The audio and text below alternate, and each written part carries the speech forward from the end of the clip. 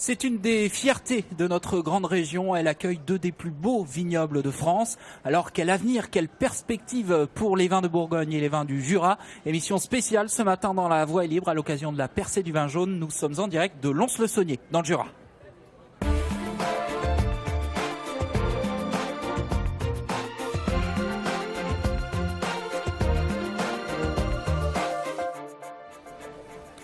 Bonjour à tous, bienvenue à Lons-le-Saunier, capitale du Jura, capitale du vin jaune aussi tout le week-end à l'occasion de la percée du vin jaune, 20e édition, l'une des plus grandes manifestations viticoles de France sur l'un des plus petits vignobles de France. Bonjour Eric. Bonjour Jérémy, bonjour à tous. 40 à 50 000 personnes sont attendues ici pendant tout le week-end, preuve que le vin intéresse et attire beaucoup de monde. Nous allons justement parler de notre tourisme pendant cette émission, mais aussi d'économie, comment se porte le marché.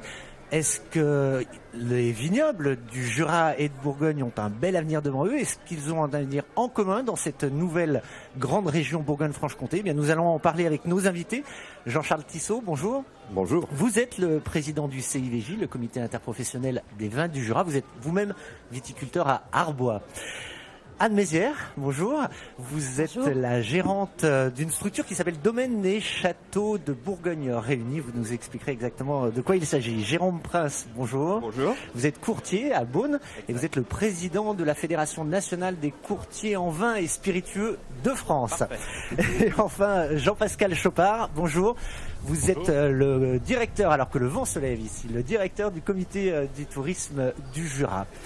Alors, je vais poser la première question, la question naïve du Bourguignon qui connaît mieux la Saint-Vincent. Est-ce que vous pouvez nous expliquer un petit peu ce qu'est la percée du vin jaune, tout simplement, pour les téléspectateurs bourguignons notamment? Alors, la percée du vin jaune, que beaucoup de Bourguignons connaissent, bien sûr. C'est une manifestation qui a été créée en 1997 par une poignée de vignerons qui avaient envie de créer une manifestation pour promouvoir les vins du Jura et le vin jaune qui est le fleuron du vignoble jurassien. C'est un peu le pendant de la Saint-Vincent ?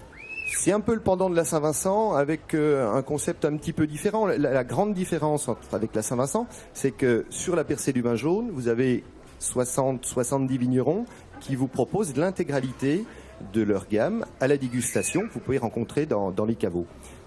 C'est-à-dire qu'on ne boit pas que du vin jaune. On ne boit pas que du vin jaune. Voilà, les vignerons vous proposent les créments, les blancs tradition, rouges, quelquefois du vin de paille. Alors Jean-Charles Tissot, il y a eu un coup de tonnerre dans le vignoble du Jura il y a quelques jours, puisque les ambassadeurs du vin jaune ont annoncé qu'il n'y aurait pas d'édition de la percée l'an prochain. Est-ce que vous pouvez nous expliquer pourquoi ? Alors je crois qu'il y a beaucoup de facteurs qui nous ont fait réfléchir à cette pause. La première, c'est qu'on veut absolument préserver la qualité de la manifestation. C'est ce qui a fait la réussite, c'est vraiment le côté qualitatif, qualité d'accueil, sécurité, et qu'on s'aperçoit quand même que la percée connaît quelques dérives qui sont pas gravissimes, ça reste toujours dans un bon état d'esprit. Mais vous pensez à de l'alcoolisation excessive? L'alcoolisation, on a eu d'ailleurs un coup de tonnerre l'an dernier avec rue 89. C'était une caricature de la percée du vin jaune, honnêtement. Mais je précise pour ceux qui n'étaient pas là et qui ne connaîtraient pas l'affaire, c'était un billet d'humeur qui était très critique, on va dire, sur la manifestation et qu'il a qualifié plus ou moins de beuverie. Voilà. Tout à fait. Mais je crois qu'on est quand même responsable et on doit absolument prendre en compte ce que l'on vit sur la percée du vin jaune, notamment en fin de journée, les samedis et les dimanches soirs. On va pas se cacher. Faut le dire et il faut en avoir conscience pour pouvoir évoluer. D'ailleurs, il y avait eu le même problème un peu à la Saint-Vincent tournant en Bourgogne qui s'est légèrement modifié et qui est moins entre guillemets beuverie. Je ne sais pas si les Bourguignons peuvent en parler. Oui, alors effectivement, il y a un moment, quand vous avez eu du succès dans une manifestation, il y a de plus en plus de monde, des gens qui viennent de toute la France et plus de monde, et effectivement, ça devient une machine difficilement contrôlable. Donc il y a une volonté à un moment de revenir aux sources de la fête, c'est-à-dire une rencontre avec des passionnés, des gens qui veulent découvrir le terroir. Et je pense qu'on y a assez bien réussi, on a bien réussi ça en Bourgogne. Est-ce que ce genre de fête est encore pertinente aujourd'hui? Est-ce que les gens ont envie de ça? Est-ce que c'est économiquement, entre guillemets, rentable? Est-ce que c'est très important d'organiser ce genre de grandes manifestations qui font parler des vins? Mais c'est exactement ça. L'objectif, c'est de faire parler des vins, qu'on parle de nos régions, de nos savoir-faire, des hommes qui font la grandeur aussi de nos régions. Et c'est important, voire essentiel, de partager ce savoir-faire. Mais est-ce que ça participe à l'image de marque aujourd'hui d'un vignoble, quand on sait qu'on s'expose à des dérives et à du coup à une image peut-être dégradée? Il ne faut pas retenir que ça. Ce qu'il faut retenir, c'est la majeure partie de ces journées. Et ces journées sont des pleins succès en termes de communication. Il y a énormément de monde qui vient de par le monde, par le France, dans la région bien sûr, et c'est essentiel de faire parler de nos régions viticoles et notamment Irancy, qui est une petite appellation, en tous les cas une jeune appellation, et c'était essentiel de faire parler de cette belle Irancy, appellation. une appellation de Lyon pour ceux qui ne à côté connaissent pas ça. d'Auxerre. À côté d'Auxerre. Jean-Pascal Chopard, les professionnels du tourisme dans le Jura ont un peu tiqué quand il a été annoncé qu'il n'y aurait pas de percée l'an prochain, parce que forcément ça participe du rayonnement de la région et ça attire des gens dans le Jura. Tout à fait, c'est le rendez-vous de l'année en matière de nos tourismes pour le Jura. Ça a à la fois un effet d'image et un accélérateur de notoriété pour le Jura dans son ensemble, et c'est aussi une occasion de faire venir dans le département du Jura un certain nombre de visiteurs qui peuvent consommer les produits, rester en nuitée plusieurs jours, et c'est une belle alternative en saison hivernale pour faire venir une nouvelle clientèle sur le département. Vous regrettez du coup la décision des viticulteurs ? Oh, je la regrette, je la respecte. Le président du CIVJ l'a très bien dit. L'idée, c'est de réfléchir en fait à peut-être une évolution du concept pour mieux faire évoluer cette manifestation et lui donner une pérennité dans les années à venir. Et rendez-vous en 2018. Oui. Alors, et la Saint-Vincent avait marqué une pause pour mieux se réinventer et elle est repartie, parce que la crainte, ce qu'on nous dit, c'est vous allez pas repartir après le cette risque, pause. c'est d'avoir du mal à repartir, effectivement. Quand on pense à ce qu'a la percée du vin jaune a apporté au Jura, je crois qu'il serait vraiment dommage de ne pas profiter de cette occasion pour rebondir. Ça veut dire quoi, Jean-Charles Tissot, réinventer le concept de la percée ? Alors, moi, j'ai pas d'idée préconçue.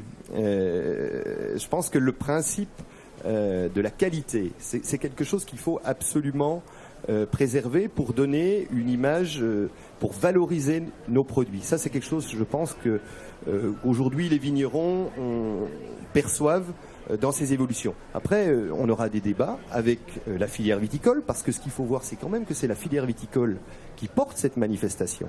Et puis il y avait de moins en moins de viticulteurs on a moins mobilisés. De viticulteurs. On va pas se mentir non plus. 15 vignerons de moins par rapport à l'édition 2006 à Lons-le-Saunier.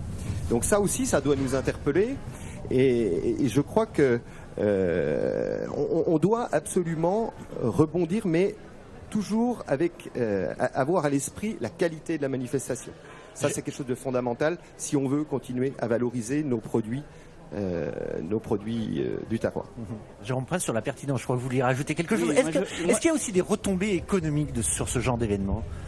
Alors certainement, puisque vous avez quand même l'image du vignoble, vous avez des gens qui viennent. Mais moi, je voulais insister sur deux éléments. Premier élément, c'est une formidable occasion de solidarité entre tous les viticulteurs. Il faut des moments comme ça, parce qu'on sait qu'on est dans des époques individualistes, et que ce soit la Saint-Vincent ou j'imagine la percée du vin jaune, c'est l'occasion aussi pour les viticulteurs de se soutenir et de recréer un lien qui des fois est perdu. Alors ça va peut-être pas dans le sens de la participation, mais je pense qu'il est essentiel de garder cette dynamique. Et puis la deuxième chose, on nous reproche, enfin, notamment en Bourgogne, d'être peut-être trop bordelais, avec des prix qui augmentent, avec une certaine prétention au niveau des produits. Je pense que c'est essentiel d'avoir une rencontre avec le consommateur, avec l'amateur, direct, parce que on dit vos vins on peut plus les acheter, vous êtes prétentieux. Non, voilà, des manifestations comme celle-ci, elles ont leur utilité dans ce sens-là. On peut profiter de la transition justement pour parler un peu de nos vignobles. 30 000 hectares environ en Bourgogne, 2000 dans le Jura, c'est ça ? À peine 2000. À peine 2000. Est-ce que ces deux vignobles ont quelque chose à faire ensemble, selon vous ? Anne Mézières. Ah là là, je pose une colle. On va demander d'abord à la Bourguignonne. Non, mais est-ce qu'en Bourgogne, on regarde avec bienveillance, avec mépris, je sais pas, le vignoble du Jura ? Est-ce que vous avez des relations ? Est-ce que vous entretenez des bonnes relations de voisinage ? Est-ce qu'il y a des collaborations ou est-ce que pour l'instant c'était chacun de son côté et peut-être que la grande région changera peut-être quelque chose? Écoutez, on fait tous partie du milieu viticole et en ça on se respecte et on s'aime. Maintenant, il y a de toute façon des Bourguignons qui ont investi aussi dans le vignoble du Jura, comme quoi il y a vraiment des rapprochements qui sont en train de se faire depuis quelques années. Et sur la qualité, qu'est-ce qu'on peut en dire? On dit souvent que les Bourguignons peuvent être un peu méprisants parfois sur la qualité des vins du Jura. Pas du tout. Non, c'est une erreur, une fausse idée. Non, il n'y a pas de mépris. Ce sont des vins très spécifiques. Bon, ce sont des vins très spécifiques, ce sont des vins qualitatifs, mais c'est aussi dans l'air du temps. Aujourd'hui, le consommateur a besoin de caractère dans les vins. Il n'a pas besoin d'avoir des vins lambda qui se ressemblent à tous. Voilà, il faut rattacher ça à une histoire, une région, un produit. Et effectivement, vu la surface qu'il y a dans le Jura, on est plutôt dans le confidentiel. Mais voilà, on est petit, on est heureux et tout va très bien. Il faut une spécificité. Par contre, moi je serais plus prudent sur. C'est pas parce qu'il y a une grande région aujourd'hui, Bourgogne-Franche-Comté, qu'on va tout de suite trouver des synergies. Non, laissons faire les choses. Comme l'a dit très justement Anne Mézières, vous commencez à avoir quelques investissements de Bourguignons qui ont un intérêt pour le vignoble. Alors c'est aussi l'intérêt technique du vignoble, c'est aussi la valeur du foncier peut-être en Bourgogne qui est importante.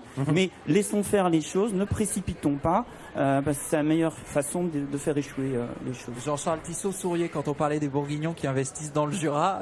C'est une bonne chose? Très bonne chose, on les accueille avec plaisir. Et vous avez le droit de dire ce que vous pensez. Je dis ce que je pense parce que je pense que ça va amener un petit peu d'émulation dans notre vignoble et ça c'est positif parce que je suis intervenu hier au banquet de la filière justement sur cette thématique du développement du vignoble. On a dans le Jura 8000 hectares de foncier plantable en AOC. Donc on accueille les investisseurs avec plaisir et la thématique de l'installation et du développement du vignoble, c'est quelque chose de fondamental et je crois, parce que quand on regarde le paysage viticole français, il y a un vignoble en France d'AOC qui n'a pas grandi, c'est le vignoble du Jura. Alors justement, la loi vous permet depuis quelques semaines, là, ça vient de changer, vous allez pouvoir planter davantage alors c'est très limité certes, mais ça fait partie aussi des pistes d'expansion du vignoble? Oui, ça reste quand même encadré. La bonne nouvelle, c'est qu'on va planter prochainement 40 hectares dans le Jura. Ça s'est pas produit depuis les années 70. Donc ça, c'est plutôt bon signe. Et encore une fois, cette thématique de l'installation, c'est quelque chose qui personnellement me tient à cœur parce que je crois au potentiel tant quantitatif que qualitatif des vins du Jura. Alors, c'est difficile de s'implanter en Bourgogne, notamment vous le disiez par le foncier. Parlons de cette spécificité aussi bourguignonne. C'est un peu pareil parce qu'on parle d'un petit un petit vignoble, le vignoble du Jura, mais finalement en Bourgogne, c'est une succession de petits vignobles, j'allais dire, parce qu'il y a 100 AOC. Est-ce que ça, c'est facile à vendre, cette image de Bourgogne, alors c'est très différent de Auxerre, à Mâcon, ou du Châtillonnais à Beaune? Alors complètement. Par contre, juste en termes relatifs, on est tous petits par rapport à quelque chose. La Bourgogne est toute petite par rapport au Bordelais ou au Languedoc. Et puis ça représente 0,3%, je crois, du marché mondial, c'est ça? Oui, c'est ça. Non, enfin, juste en termes de chiffres, le Bordeaux c'est 130 000 hectares, la Bourgogne c'est 27 000. Bon, on est tout petit, ça reste très proportionnel. Maintenant, oui, on a cette richesse d'appellations en Bourgogne. Donc, sur ces 27 000 hectares, on a plus de 100 appellations avec plus de 1000 climats. Et ça, c'est vraiment aussi une grande force parce que ça fait partie de notre histoire et qu'on valorise aussi. C'est notre histoire, c'est nos racines. Vous, sur les synergies possibles entre les deux vignobles, vous envoyez, je sais pas moi, la commercialisation, peut-être les compétences techniques des uns des autres. On peut faire des choses en commun? Ou Bien vraiment, sûr. il y a des spécificités qui font que... On fait des choses en commun en gardant nos spécificités. C'est ce que disait Monsieur Tissot, c'est qu'on doit garder notre identité, nos terroirs, nos qualités qui sont toutes différentes et complémentaires. L'image c'est la culture de la différence. Voilà, moi je dis toujours, le Jura, il faut absolument qu'on cultive notre différence. C'est ce qui nous permet d'exister aujourd'hui parce que les consommateurs, à travers le monde, sont en recherche d'authenticité. Et le vignoble du Jura répond bien à cette authenticité, de même que la Bourgogne. Et sur le no-tourisme, il y a des passerelles qui sont en train de se créer. Et là, on va laisser Jean-Pascal réagir.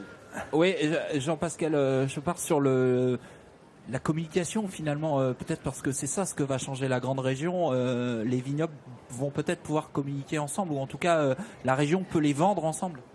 Alors ça, c'est effectivement une vraie perspective qu'il faudra qu'on réussisse, de faire en sorte que le vignoble du Jura puisse être beaucoup plus présent en tant que destination touristique à l'international. Je précise, avant de vous rendre la parole, on va en parler tout à l'heure avec un élu de la région spécialisé dans le tourisme, Patrick Ayache, justement. Il va nous rejoindre tout à l'heure. Continuez, je vous redonne la parole. Très bien. Donc effectivement, l'idée, c'est que l'opportunité de cette grande région Bourgogne-Franche-Comté, ça soit un accélérateur aussi pour les clientèles à l'international en matière de no-tourisme. C'est aujourd'hui notre faiblesse. Cette année, en 2015, 25% de croissance sur le marché national, mais des marchés internationaux qui restent en fait en décroissance. Et donc pour nous, le no-tourisme et les relations avec la Bourgogne, de par la notoriété de la marque Bourgogne, de par ses habitudes de travail à l'international, pas uniquement sur la question des vins, mais sur la question du tourisme, ça va être pour nous une belle porte d'entrée à ce niveau-là. Alors vous parlez de l'international, on va revenir sur le tourisme, je vous promets, mais sur l'international, est-ce que les uns n'ont pas à s'inspirer des autres? On sait par exemple que le vignoble de Bourgogne exporte énormément, la moitié de la production, je crois. Dans le Jura, c'est beaucoup plus limité. Est-ce qu'il y a des conseils à donner les uns aux autres? Est-ce qu'il y a des exemples à aller chercher? Est-ce qu'il y a une envie aussi? Mais, moi, je veux bien écouter les conseils de la Bourgogne sur l'export. Il n'y a pas de souci. On est à 10%. On a quand même marqué beaucoup de points. On était à 3% il y a 7 ans. Et je crois qu'on arrive à exister grâce à des soutiens aussi sur des missions spécifiques, notamment aux États-Unis, au Canada, sur des marchés de niche. On en parlait tout à l'heure. Mais on vend même du Poulsard et du Pinot Noir jurassien en Suède. Voilà. Ça, c'est assez exceptionnel parce que vous auriez dit à un vigneron jurassien il y a 10 ans, on va vendre du vin du Jura en Suède ou en Norvège. Je pense que voilà, il vous aurait pris pour un fou, clairement. Ils vous aiment les Suédois? Oui, j'aimerais mieux les Suédois, c'est ça que vous voulez me dire. Non, je parle du vin, Oui, alors. Qu'est-ce qu'ils aiment, qu'est-ce qu'ils recherchent? Est-ce que vous savez ça? C'est quand même plus sur des chardonnays, pinot noir, moins nos vins de voile. À l'inverse de ce qu'on vend par exemple au Canada, où là, ils sont en recherche de produits beaucoup plus typiques, beaucoup plus marqués, et notamment les savagniens et les vins jaunes. Anne Mézières, les vins de Bourgogne s'exportent beaucoup, on l'a dit, environ 50% de la production, et c'est toujours essentiellement vers les États-Unis, le Japon, beaucoup vers la Chine. Là, il y a une forte expansion vers la Chine. Alors oui, il y a deux choses à voir. C'est que voilà, en termes de quantité, c'est toujours les États-Unis qui sont vraiment notre premier pays importateur de nos vins de Bourgogne. La Chine y vient, mais doit être le 20e pays où l'on exporte. Mais par contre, en termes de progression, c'est important. Juste, je voudrais revenir sur les vins du Jura, parce qu'on est quand même à Lons-le-Saunier. Et c'est vrai qu'il y a à peine 2-3 ans, on ne parlait pas beaucoup du Jura, aux États-Unis notamment, et aujourd'hui il y a un vrai engouement des Américains et des Américaines sur les vins du Jura et le Chardonnay notamment. Est-ce que justement il n'y a pas un inconvénient à cette forte exportation et à cette demande d'exportation, c'est le prix? On a toujours l'image des vins de Bourgogne chers. Est-ce que c'est vrai déjà? Est-ce qu'on peut dire que les vins de Bourgogne sont vraiment chers? Les vins du Jura aussi ne sont pas donnés. On trouve pas de vin à 2 € comme on peut trouver dans d'autres vignobles, par exemple. Alors, la notion de prix est très relative là aussi. Les vins sont chers, c'est-à-dire que oui, le vin le plus cher au monde, c'est la Romanée Conti, c'est bourguignon. Maintenant, oui, on a peu de ce qu'on appelle des entrées de gamme, c'est-à-dire qu'aujourd'hui, le prix moyen d'une AOC en France, c'est de 4,50 €. En Bourgogne, à 4,50 €, il y en a peu, très peu. Mais c'est lié à des contraintes de production, c'est-à-dire qu'on a une densité de plantation qui est beaucoup plus forte que dans d'autres régions viticoles. C'est moins mécanisable. Donc de là, et ce qui coûte le plus cher dans la production, c'est la main-d'œuvre. Donc oui, par contre, on crée des emplois. C'est aussi une problématique similaire un peu dans le Jura, à un degré moindre évidemment, mais la problématique prix, forcément, vous la prenez en compte aussi, Jean-Charles Tisson. On trouve des chardonnays AOC à partir de 6 €, entre 6 et 7 €. C'est plus que la moyenne, quoi. C'est au-dessus de la moyenne. Alors, la moyenne française. On parlait des différences entre les deux vignobles sur l'exportation. Il y a une chose sur laquelle vous avez un point commun, c'est les stocks dans les deux vignobles. Les stocks sont bas. Est-ce que c'est une volonté de votre part d'organiser en quelque sorte la pénurie, ou est-ce que c'est subi? Vous êtes victime de votre succès? Je sais ce que vous allez me répondre, mais je pense qu'on pose va volontairement répondre la la même question chose. comme ça. Ah oui, oui. Allez-y, madame. Non, on n'invoque pas la grêle, on n'invoque pas le mauvais temps. Non, non, bien au contraire. On serait beaucoup plus heureux si on avait davantage de vin à vendre. Mais le volume est forcément mince par rapport à la surface, non? C'est ça aussi.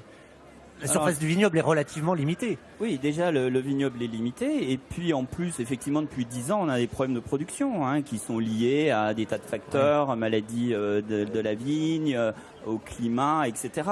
Donc c'est vrai que je reviens sur cette notion de Bourgogne chère. C'est vrai et pas vrai. C'est vrai parce que ça a augmenté. Effectivement, on a doublé les prix quasiment en amont depuis 10 ans, mais tout simplement parce qu'il n'y a pas de vin et c'est pas du tout organisé. Je vous rassure. On voudrait bien en avoir plus, tout le monde, et puis peut-être avoir un marché plus calme et moins en dents de scie. Donc de toute façon, Tous les vases vendent, non? Il y a pas beaucoup Oui, mais enfin, d'invendus, je veux dire. Le but, c'est de bien les vendre et de les vendre par rapport à des marchés où ils sont adaptés, où ils sont bien implantés. On n'en recherche pas à tout prix à tous ces ventes parce que finalement, on a de moins en moins de stocks et de vieux millésimes. Et c'est vrai qu'on parlait tout à l'heure de la Chine. C'est un pays d'abord qui est très rouge, qui est pas blanc. Et puis, ils recherchent tous des vieux millésimes parce que les jeunes millésimes avec les tanins, ça leur fait bizarre. Donc, c'est vrai qu'on nous prive d'un atout, c'est d'attaquer ces marchés avec des vieux millésimes. Donc vous avez, personne n'est content de cette situation. Jean-Charles Tissot, sur la question des stocks dans le Jura, ça a été aussi un argument avancé pour justifier la suspension de la percée l'an prochain. C'est un des facteurs également. On a exactement les mêmes problématiques de ce côté-là sur les rendements. Alors je sais pas, il y a une partie subie et c'est vrai qu'il y a un moment, on s'est aussi enfermé dans ces baisses de rendement à tout prix. Je pense qu'on est allé trop loin. Peut-être pas sur les rouges, mais en blanc et notamment sur les créments, par exemple. Je pense qu'on est allé trop loin. Il y a un moment, il ne faut pas oublier de produire parce qu'on ne devient pas compétitif et on a déjà des coûts de production dans nos régions, que ce soit en Bourgogne ou dans le Jura, qui sont extrêmement importants. Il faut imaginer le petit vignoble du Jura, 2000 hectares, c'est 1100 emplois directs. 1100 emplois directs. La Bourgogne, on n'en parle pas, mais voilà. 50 000 personnes. Voilà. Et ça, on a exactement les mêmes problématiques. Le Jura n'a jamais eu une notoriété aussi forte et faute à pas de chance, on n'a pas de vin à vendre en ce moment et ça risque effectivement de poser quelques soucis. C'est pas organisé, je vous l'assure. Alors, vous avez dit quand même que... Bon bref, sur les créments, c'est peut-être une autre histoire. Vous parliez de rendement. Il y a une spécificité jurassienne, c'est la part du bio sur le vignoble. Je vous propose de voir un reportage tourné par l'une de nos équipes il y a quelques mois seulement. Emmanuel Thierry, j'ai oublié son nom. Emmanuel Thierry était allé s'essayer à la biodynamie. C'est un reportage il y a quelques mois, on le regarde. Et puis on vous fait réagir juste après. Il n'y a pas de désherbant, c'est tout fait à la main, donc rien ne vaut le piochage à la main. À l'huile de coude. Allons-y. Ah, je vous suis. Voilà. Il ne faut pas taper de trop, parce qu'il faut économiser ces coups. Il faut surtout racler, quoi. Voilà, vous la soulevez à peine un petit peu là, regardez voir. Ça y est, là voilà. Et après vous tirez à la main. Voilà, regardez voir s'il n'est pas dégagé notre pied là. Magnifique. Il respire. Il est content. Voilà, regardez voir toutes ces petites racines, c'est pas mort, tout est vivant là. Une terre en biodynamie depuis 15 ans maintenant. Voilà. Regardez voir. Là, on a une bonne odeur de terre, on a une odeur d'humus, champignon, de champignons, voilà, tout à fait. Ça, c'est merveilleux. Au village, je vais retrouver Antoine, le petit frère de la famille Pigné. Il concocte des potions dans ses chaudrons. En biodynamie, pas de produits chimiques, les vignes sont soignées avec des infusions. Bon, Antoine, vous êtes en train de faire la cuisine? Ah, presque, oui. Là, je suis en train de préparer mes tisanes, mes différentes tisanes pour le futur traitement. J'ai préparé de l'ortie. Donc là, j'ai l'ortie qui a été ramassée ce printemps. Il est bien sèche, là, voilà, on voit. Ça pique plus quand c'est sec. Non, ça pique plus, il n'y a pas de problème. Ça sent bon, par contre. Bon, donc voilà, on va comprendre maintenant pourquoi tout ce travail.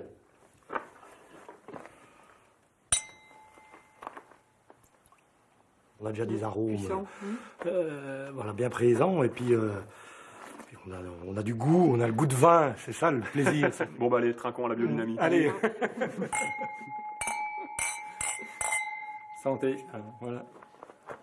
Voilà Emmanuel Thierry et Franck Ménestré qui s'étaient rendus chez un viticulteur bio de Montaigu. Et Jean-Charles Tissot, c'est vraiment une spécificité du Jura. Ça, c'est un des seuls vignobles avec autant de surface en bio. 20% des surfaces en bio qui représentent à peu près 11 à 12% des volumes commercialisés. Donc vous voyez qu'il faut quand même accepter cette baisse de rendement quand même très significative. Sur laquelle vous étiez critique il y a un instant d'ailleurs. Est-ce que ça veut dire qu'on est allé trop loin par rapport à sur la baisse de rendement et sur la part du bio dans le vignoble? Mais le souci qu'on a, c'est quand même la rentabilité. Et curieusement, le vignoble du Jura est un vignoble compliqué pour produire en bio, parce qu'on a un climat qui n'est quand même pas forcément évident. Même par rapport à la Bourgogne voisine, on a un climat qui est beaucoup plus difficile. Donc il faut vraiment être pointu. On a un très très bel exemple, le domaine Pigné, qui est vraiment un très très bel exemple d'un beau développement en bio, qui produit des gens qui sont très très pointus, très techniques, parce que pour se lancer dans la production biologique, il faut vraiment maîtriser très très bien la production et connaître ses parcelles, connaître ses vignes vraiment sur le bout des doigts pour maîtriser cette production. Le bio, c'est vraiment une attente, vous le ressentez comme ça de la part des consommateurs? Et c'est une grosse attente et c'est une nécessité. Aujourd'hui, vous êtes obligé de faire attention au développement durable, vous êtes obligé d'avoir cette démarche. Mais moi, j'insisterais plus que ça, c'est un état d'esprit. C'est un état d'esprit qu'on retrouve. Alors en Bourgogne, on le retrouve depuis un moment, puisqu'on a commencé avec la lutte raisonnée, on a fait des efforts sur les produits phytosanitaires. Alors, je sais que c'est à la mode, mais nous, on n'a pas attendu effectivement quelques reportages pour aller dans ce sens-là. C'est combien la surface du vignoble bourguignon en bio? Alors, ou en raisonné au moins? C'est très compliqué, parce que si vous voulez, c'est dans le sens que je voulais vous dire, c'est un état d'esprit. Donc vous avez plein de gens qui font du bio, mais qui ne le revendiquent pas et qui ne sont pas certifiés. Vous n'êtes pas obligé de vous certifier, mais c'est une manière de se conduire par rapport à la vigne, c'est un respect vis-à-vis de la vigne. S'il y a bio sur l'étiquette, on va pas se mentir, il le vend plus cher. Donc non, pas forcément chez nous. Vous savez, non. Un domaine qui a des belles appellations, qui fait des bons vins et qui met bio par-dessus, non. Vous avez les grands domaines, ils sont tous bio, ils le mettent pas. Mais j'insiste sur cet état d'esprit, c'est pas bidon. Alors peut-être que dans le Jura, effectivement, ça aide à se faire connaître et à vendre des produits. Donc c'est une démarche qui est très positive, je viens de la découvrir.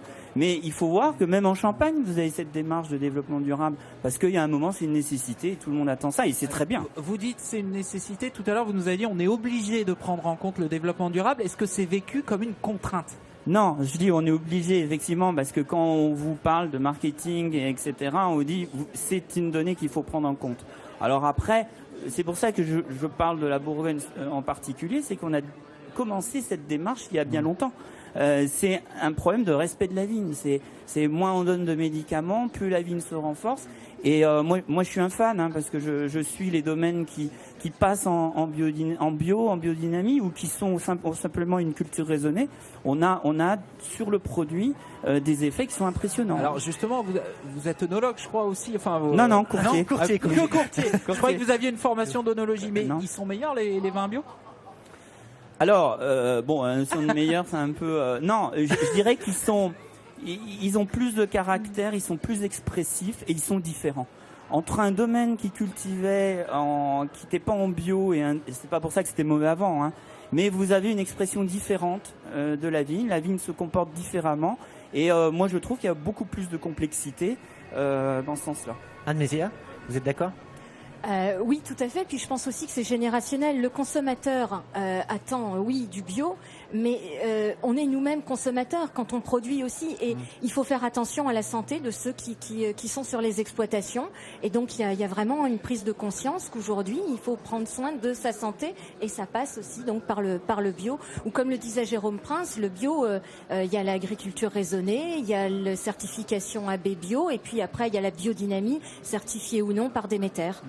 Vous en faites, vous en vendez? Oui.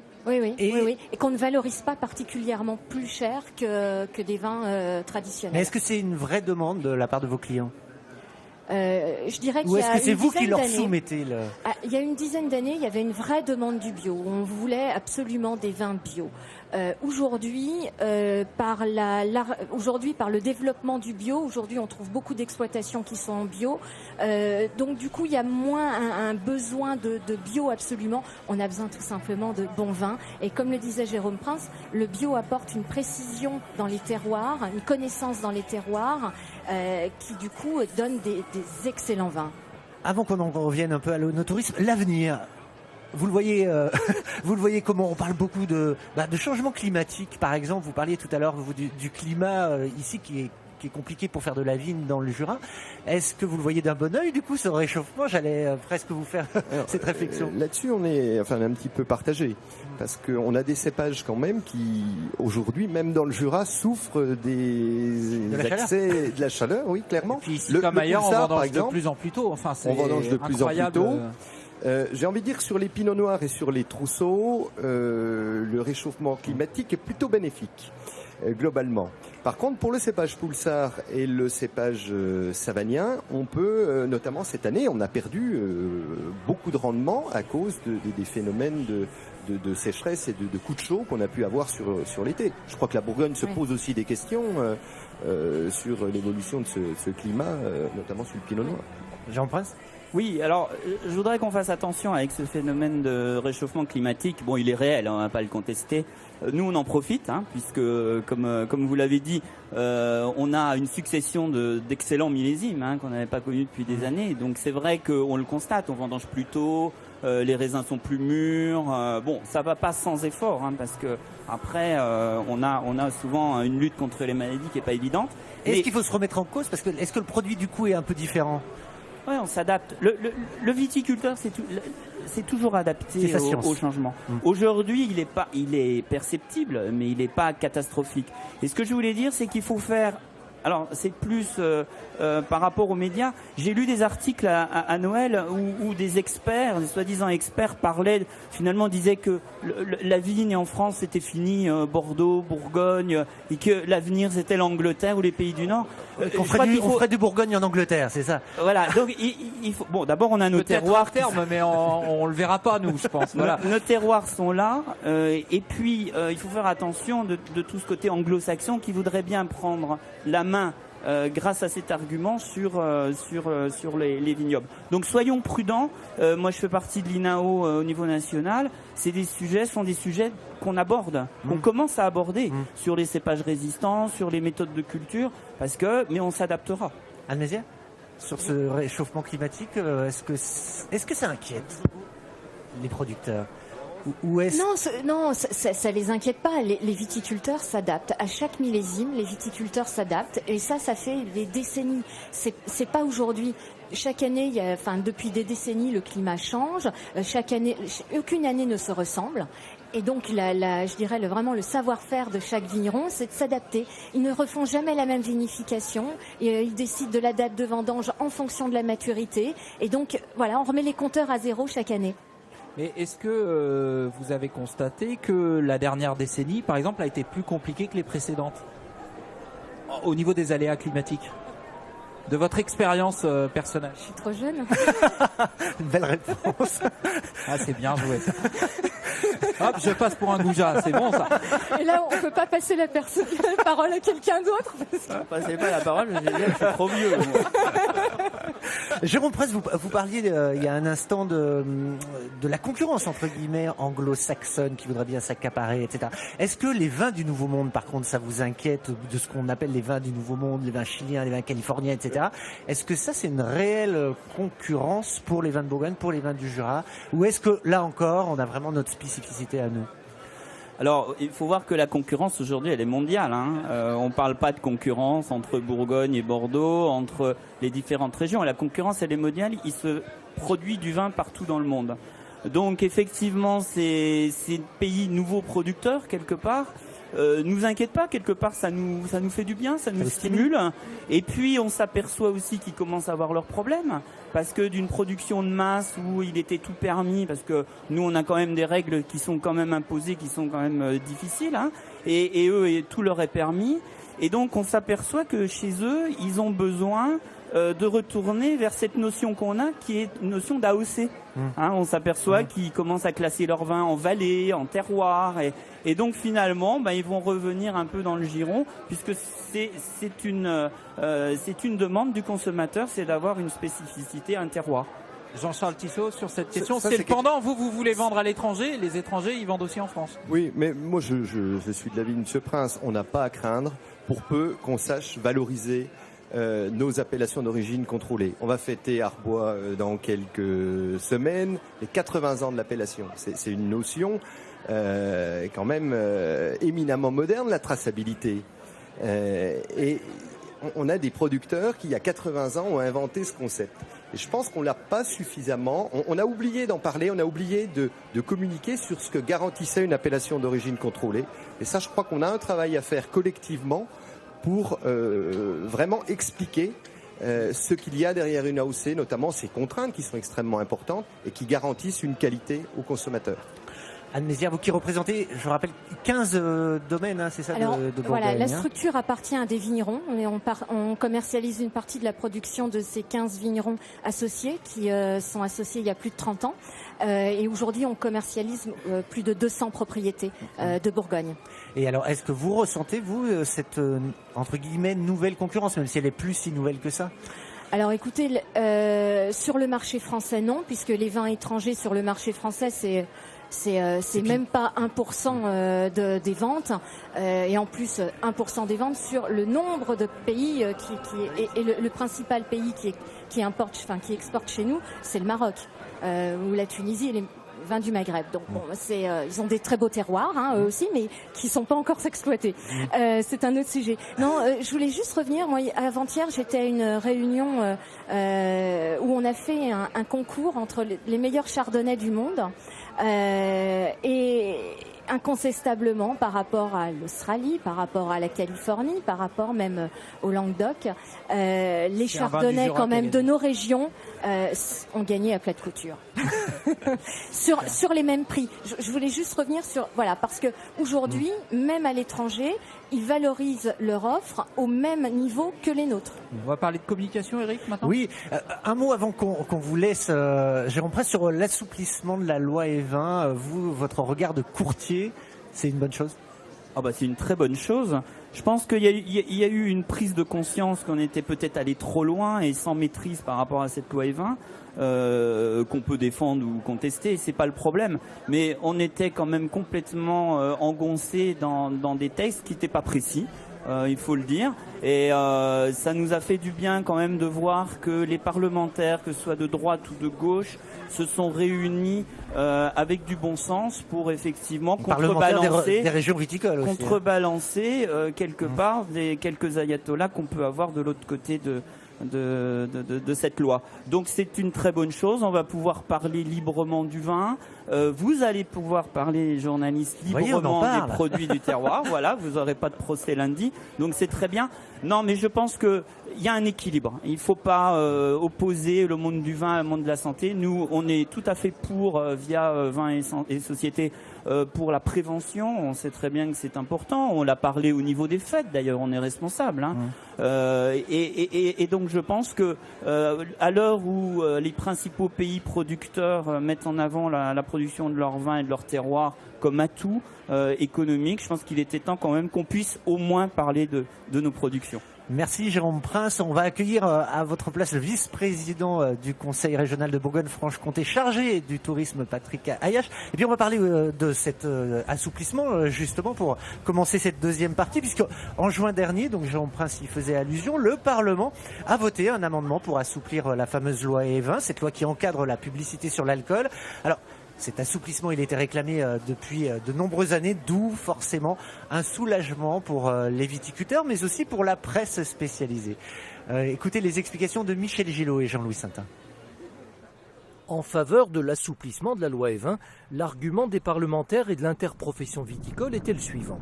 Lorsqu'on parle des terroirs, des produits de ces terroirs, lorsqu'on en fait la promotion ou qu'on invite à l'œnotourisme, on risque de voir ces propos assimilés à de la publicité et d'être condamnés au titre de la loi E20.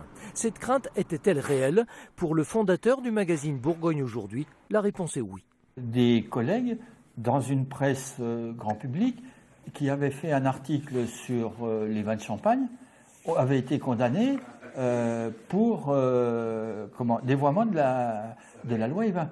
On n'a pas l'impression de faire de la publicité au sens publicitaire, même si le fait de parler du vin, évidemment qu'on le met en avant. Voici l'amendement définitif. En résumé, la promotion d'un terroir ou d'un patrimoine gastronomique ou paysager lié à une boisson alcoolique issue de ce terroir, cela n'est ni de la publicité ni de la propagande et ne peut pas être sanctionné au titre de la loi Evin. Ça va sécuriser notamment les confrères de la presse généraliste qui vont vouloir traiter du dossier, voire les opérateurs de nos tourismes. Pour l'interprofession viticole et les promoteurs de l'œnotourisme, c'est une victoire. Cet amendement ouvre-t-il pour autant une brèche dans la loi Evin qui réglemente la pub sur l'alcool? L'avenir le dira. La communication, on sait que c'est très important, notamment pour faire la promotion des vins, de l'œnotourisme. Alors on accueille Patrick Ayache, bonjour. Bonjour. Alors vous êtes le nouveau vice-président chargé du tourisme au sein de la nouvelle région Bourgogne-Franche-Comté. Oui. Alors est-ce que pour vous justement cet assouplissement de la loi Evin, déjà c'est un soulagement parce que parmi le tourisme évidemment, la promotion de l'œnotourisme fait partie de vos dossiers que vous allez devoir gérer? Tout à fait, c'est un grand soulagement pour tous les acteurs de la viticulture, mais également pour nous à la région, puisque l'œnotourisme, comme vous l'appelez, c'est un vecteur de développement très important pour ce nouveau territoire que nous comptons développer. Et effectivement, le fait de pouvoir parler du vin en même temps que nous parlons de notre région pour développer le tourisme, c'est fondamental. Vous êtes d'accord avec Jérôme Prince qui vous qui était à votre place sur le plateau précédemment? Il y avait des ayatollahs, on était allé trop loin dans la protection et les enjeux de santé publique? Je ne sais pas si c'est une question d'ayatollah. Je pense que c'est un sujet sensible et que la protection de nos habitants et de la santé publique en général est une véritable préoccupation. Alors il faut mettre la frontière là où elle doit être et je fais confiance à tous ceux qui sont autour de ce plateau pour nous aider effectivement à trouver la bonne place de cette frontière. Mais je crois qu'il ne faut pas non plus ignorer les problèmes. Ça a été soulevé tout à l'heure dans le cadre de la percée du vin jaune et des excès que vous avez rencontrés. Je crois qu'il ne faut pas ignorer cette question non plus et il faut être très très prudent sur ce sujet. Vous, en tant que directeur du comité départemental du tourisme du Jura, est-ce que ça vous posait vraiment un problème, cette loi, pour communiquer sur vos vins, sur les vins du Jura? Alors on édite de nombreux supports en fait de communication, la plupart du temps en collaboration avec l'interprofession des vins du Jura. Et c'est vrai qu'à chaque fois qu'on avait une photo, un article, un texte qui avait attrait aux produits vins en particulier, on se posait toujours la question de savoir si on n'était pas un peu trop si on n'allait pas trop inciter à la consommation. Alors, c'est difficile de faire de l'œnotourisme sans inciter à la découverte, à la consommation des produits. Les touristes sont aujourd'hui de plus en plus demandeurs et en recherche d'une plus-value sur leur séjour. Et cette plus-value, elle est apportée aussi par la découverte de ces produits authentiques du terroir. On va poser peut-être la même question à vous, Anne Mézières. Est-ce que, d'une certaine façon, vous vous sentiez coupable d'essayer de faire la promotion de vos vins? Absolument pas, parce que je pars du principe que chacun est responsable et là on prend ses propres responsabilités. L'œnotourisme est très important dans le rayonnement de nos régions et tout simplement parce que quand on part en vacances dans d'autres régions, on aime son histoire, sa gastronomie et donc ses vins et on aime le partager avec des personnes qui sont vraies et en ça nos deux régions sont des régions qui sont vraies avec des vrais producteurs qui aiment leur métier et qui font savoir. Jean-Charles Tissot, l'assouplissement de la loi Evin, ça vous simplifie la vie? Oui, ça nous simplifie la vie. C'était une clarification absolument nécessaire. Parce qu'il y avait une autocensure de notre part.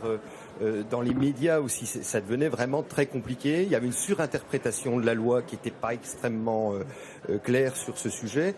Et je crois que la filière a démontré aussi, et c'est pas un discours de circonstance, qu'elle savait être responsable, parler d'éducation autour du vin. Quand vous regardez la carte de France et sur les régions où il y a le plus de problèmes d'alcoolisme, vous apercevez que c'est souvent des régions qui sont pas viticoles. Donc des régions à bière. Ça, je vous laisse la responsabilité de vos propos. Mais clairement, je crois que l'éducation, c'est quelque chose de fondamental. Et je crois que cette clarification était absolument nécessaire. Alors maintenant qu'on peut parler plus librement, on va dire, du vin et des alcools. Même s'il faut boire avec modération. Évidemment. Eric, surtout nous, comment vendre cette grande région? Est-ce que le fait d'avoir des vignobles, ça peut être une marque de fabrique, une marque de luxe pour attirer les touristes? Et comment on s'y prend? Patrick Ayache, peut-être. Oui, volontiers. Alors juste avant, comme j'ai assisté au début de votre émission, je voudrais réagir sur 2 ou 3 points qui ont été évoqués. Le premier est sur la percée du vin jaune. La région Franche-Comté, l'ex-région Franche-Comté, soutenait, et vous le savez, M. Tissot soutenait énormément la percée du vin jaune. La nouvelle région Bourgogne-Franche-Comté soutiendra la prochaine édition. Je tenais quand même à le dire. Et vous savez, et ça rejoint le débat précédent sur le risque de l'alcool, nous soutenons cette édition comme les précédentes, notamment en mettant à disposition de ceux qui viennent 2500 trains. C'est une façon responsable, je crois, d'organiser des événements autour du vin tout en préservant la santé publique. Et puis la deuxième sécurité. Deuxième chose qui rejoint votre question, 2 vignobles sur une même région, c'est extraordinaire. Je crois qu'il y a des complémentarités à trouver, que nous allons trouver sans difficulté, il me semble. 2 terroirs, enfin 2 vignobles très différents, il faut bien le dire. Des publics qui fréquentent ces régions qui sont différents. Et nous devons avoir comme ambition, tous ensemble, de réunir tout ça et de trouver les bonnes complémentarités. J'en profite pour vous indiquer, et là je m'adresse plutôt aux ex-franc-comtois. Il faut s'habituer à parler de la nouvelle région. On est toujours franc-comtois. Oui, vous êtes toujours franc-comtois, mais c'est une nouvelle région désormais qui... eh bien, la Bourgogne, l'ex-Bourgogne, qui reste toujours Bourgogne, a beaucoup développé l'export, l'aide à l'export par des bureaux au Chili, en Afrique du Sud, à Hong Kong. Désormais, ces outils de promotion, de développement, d'aide des viticulteurs à l'export vont être mis à la disposition des Jurassiens. Jean-Pascal Chopard, c'est vraiment un facteur d'attractivité, une manière d'attirer les touristes, notamment dans nos régions, d'avoir un vignoble? Incontournable pour un département comme le Jura, qui a certes une image de montagne qui est bien acquise dans la tête des clientèles extérieures, mais ça suffit pas. Il fallait aujourd'hui avoir, et c'était la volonté du département en 2010, de s'associer au comité interprofessionnel des vins du Jura pour monter véritablement une filière organisée et structurée de l'œnotourisme. Alors ça veut dire quoi justement une filière? Parce que tout le monde doit jouer le jeu, c'est ça quand on parle de filière, les viticulteurs, les hôteliers, les restaurateurs. Comment on organise tout ça? Alors, une filière de l'œnotourisme, c'est faire en sorte que les amateurs de vin deviennent des amateurs de consommation touristique dans le département et réciproquement que les touristes deviennent également des ambassadeurs des vins du Jura, se les approprient, soient capables d'en parler auprès de leurs visiteurs et que les professionnels du tourisme s'approprient véritablement ces produits, y compris au niveau des restaurateurs. Justement, Jean-Charles Tissot, Anne Mézières, finalement, c'est pas le boulot, j'allais dire, d'un viticulteur d'être chargé de clientèle, de visiteurs, de touristes. Est-ce qu'ils le font volontiers, les viticulteurs, d'accueillir les touristes? On n'a pas toujours ce sentiment, si? Alors écoutez, les viticulteurs sont majoritairement des hommes et souvent ils ont des épouses, puisque un homme n'est rien sans une femme. Donc ils ont des épouses et souvent ils ouvrent leur caveau et comme ils ont des propriétés où ils ont de l'espace, ils font des chambres d'hôtes et donc de là l'épouse s'occupe des touristes et monsieur fait visiter la cave. Ça veut dire que presque naturellement le lien entre consommateurs de vin et tourisme se fait? Les deux commerces sont liés.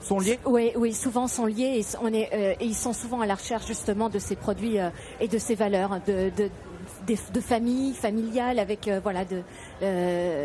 vraie histoire de terroir et d'hommes. Monsieur Tissot, vous sentez l'âme d'un chargé de touristes? Je viens de créer des chambres d'hôtes, mais je crois que c'est votre femme qui s'en occupe ou vous mettez un peu la main à la pâte parce qu'il y a une attaque en règle là.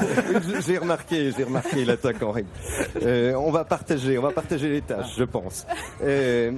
mais je crois qu'il ne faut pas miser que sur les vignerons pour faire de l'œnotourisme. Voilà, c'est un état d'esprit et par exemple on a des bars à vin qui se sont créés dans le Jura l'an dernier. On a 3 ou 4 bars à vin sur le vignoble. On a des initiatives de collectivités territoriales. On a la Caborde, une aire vitiviniculturelle qui s'est montée il y a maintenant 1 an et demi, 2 ans.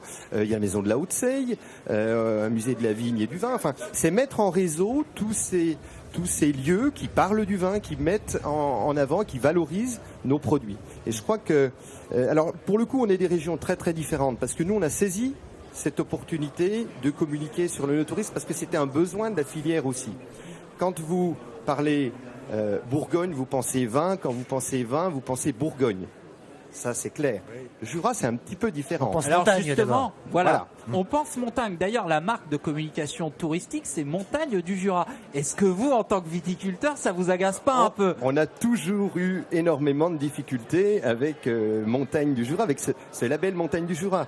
Mais je crois que ce qui a permis cette filière, c'est justement de faire comprendre à nos élus le bien fondé de communiquer avec une filière viticole et de mettre en commun des moyens pour communiquer sur cette thématique. Alors, Tricaillache, l'élu, on va le faire réagir du coup. Il n'y a pas que la montagne dans le Jura?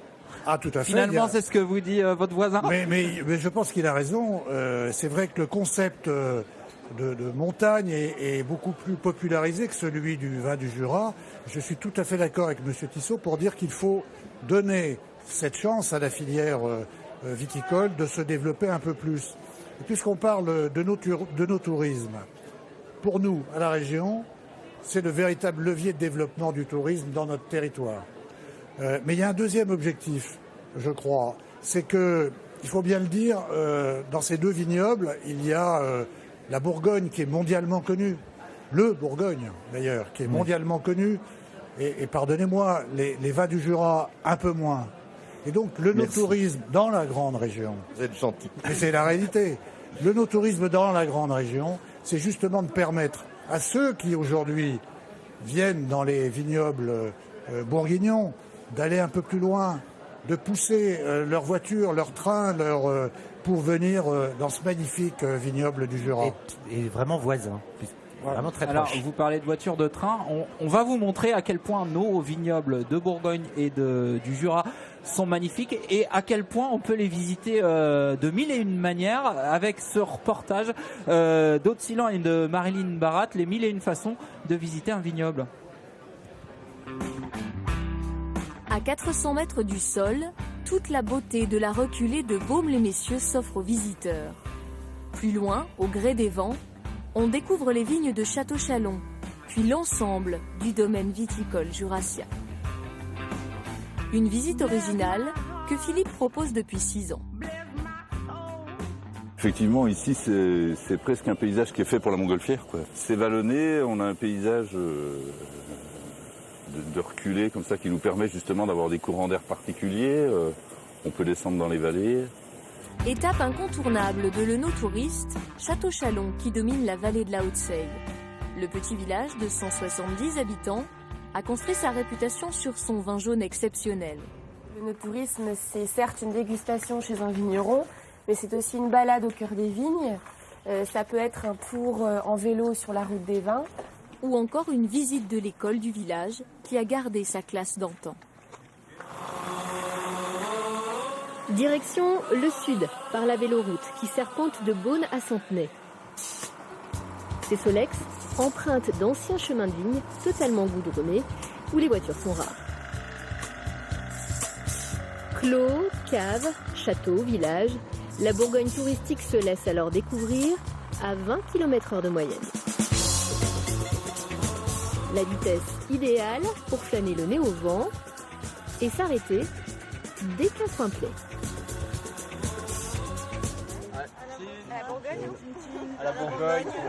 Un millier de personnes ont déjà joué les pétroleuses en l'espace de 3 saisons seulement. C'est une affaire qui roule, normal, le concept carbure à l'insolite et à la nostalgie. C'est ce que recherchent de plus en plus de touristes. Voilà le vignoble à découvrir en Solex ou en montgolfière. Monsieur Chopard, est-ce que ça marche? Est-ce qu'effectivement il faut se tourner vers de l'insolite comme ça aussi pour capter et puis pour garder les touristes? Alors oui, ça marche parce que aujourd'hui les consommateurs recherchent de plus en plus une expérience authentique, une expérience à vivre. Et l'occasion de cette filière de l'onotourisme donne la possibilité aux visiteurs de vivre une expérience exceptionnelle pendant son temps de séjour. Et demain, le tourisme sera encore un peu plus un tourisme de découverte, un tourisme connecté. Et tout ce qui va être possible en fait avec le développement du numérique en matière de tourisme va être aussi de très belles opportunités pour l'onotourisme pour pouvoir, quand vous allez traverser demain le vignoble du Jura, vous aurez une application qui va vous permettre de savoir à quel endroit vous pouvez aller déguster, à quelle heure, tel ou tel type de vin. Et en fonction du profil de consommateur que vous êtes, eh bien, on va vous donner quelques adresses qui seront très spécifiques, en phase avec vos attentes et vos besoins du moment. Et ça, c'est très important. Alors, Patrick Ayache disait tout à l'heure, il faudra aussi que le Jura tente de capter les nombreux touristes qui viennent presque naturellement en Bourgogne parce qu'il y a une marque Bourgogne qui est très forte. J'imagine que vous, en tant que professionnel du tourisme du Jura, vous réfléchissez à la question bien avant la fusion des régions. Alors, comment ça se passe? Est-ce que vous tentez d'attirer les touristes qui sont en Bourgogne? Alors, on a tenté différentes expériences avec Beaune, avec l'Office de tourisme de Beaune et avec le département de la Côte d'Or également pour monter des circuits œnotouristiques qui lient à la fois le vignoble du Jura et le vignoble de Bourgogne. Et le résultat ? On en est au démarrage. On n'a pas encore eu de très bons résultats en termes de flux et de visiteurs, mais on va continuer d'accentuer ce travail-là. Et demain, j'espère qu'on aura de meilleurs résultats que ce qu'on a eu là. Ce qu'il faut souligner aussi, si je peux juste me permettre, c'est que la particularité du vignoble du Jura aussi, c'est qu'il est inséré dans un environnement de site naturel d'exception. On l'a vu avec leur reportage. Voilà.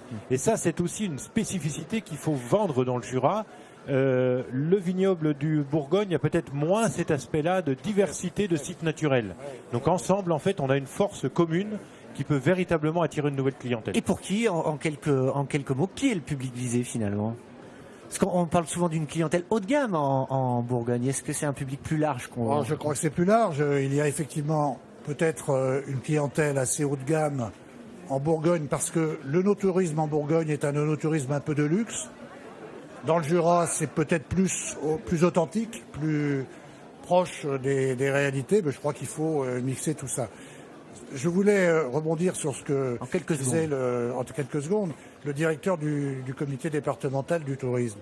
La première décision que la région a prise ou va prendre dans les prochains jours, et que je voudrais annoncer, il n'y aura qu'un seul comité régional du tourisme à compter. On va en reparler dans un instant. On va continuer à parler tourisme et vignoble dans un instant, mais d'abord les flashs d'information en Bourgogne et en Franche-Comté. À tout de suite, on se retrouve ici à Lons-le-Saunier pour la percée du vin jaune.